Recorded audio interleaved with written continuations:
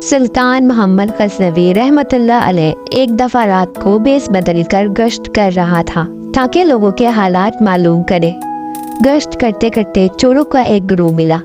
उन्होंने सुल्तान से पूछा कि तुम कौन हो? सुल्तान ने कहा, मैं भी तुम्हारी तरह एक चोर हूँ। इस पर एक चोर ने कहा, ए मेरे चोर दोस्तों, अपना अपना हुनर तो बताओ। हर शख्स बताए कि उसको किस बात में कमाल हासिल है।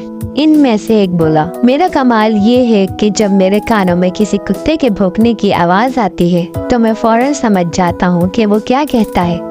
दूसरे ने कहा, मेरा कमाल ये है कि मैं जब किसी को रात के अंधेरे में देख लेता हूँ तो दिन के वक्त उसको आसानी से पहचान लेता हूँ। तीसरा बोला, मेरे बाजों में ये ताकत है कि वो बगैर किसी हथियार के नकब लगा सकते हैं। चौथे ने कहा, मुझ में ये कमाल है कि मैं किसी जगह की मिट्टी सूंघ कर बता सकता हूँ किस जगह खजाना दबा हुआ है और उसकी मिकदार क्या है। पांचवें ने कहा, मेरा कमाल ये है कि मैं अपने हाथ से कितने ही बुलंद महल पर कमन फेंकूं, वो उसके खंगरे को पकड़ लेती है।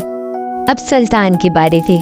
उसने कहा, मेरा कमाल ये है कि मेरी दाढ़ी मुजरिमों को कैद से रिहा कर देती है। यूँ समझो कि जब वो फांसी के तख्ते पर हों, इस वक्त अगर मैं दाढ़ी हिला दूं तो वो सब रिहा हो जाते हैं। चोरों ने ये सुनकर नारा लगाया, वाह वाह, तुम्हारा कमाल सबसे आला है, इसलिए तुम ही हमारे सरदार हो।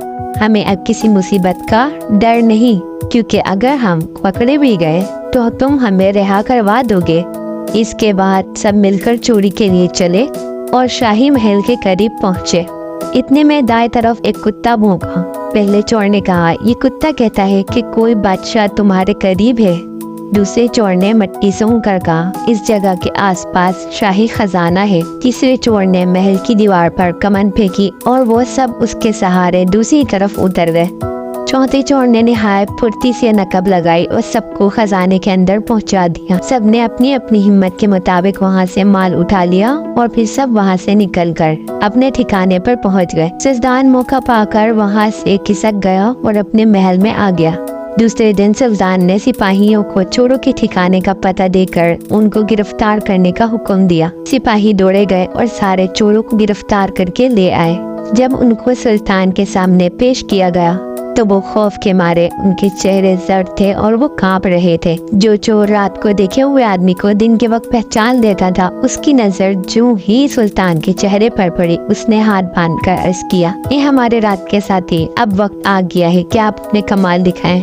हम सब तो अपना अपना कमाल दिखा चुके, लेकिन इनमें से किसी का कमाल हमारे काम ना आया। हाँ, शायद मेरा कमाल कुछ काम दे जाए कि मेरी आंखों ने इस ऊंचे रुतबे वाले बादशाह को पहचान लिया है, जो अपनी मुबारक दाढ़ी को हिलाकर मुसीबत में गिरफ्तार लोगों को रिहा करवा सकता है। सुल्तान को उसकी बात सुनकर इन चोरों पर रहम आ गया और उसने अपनी गर्दन हिलाकर हुक्म दिया कि उनको छोड़ दिया जाए।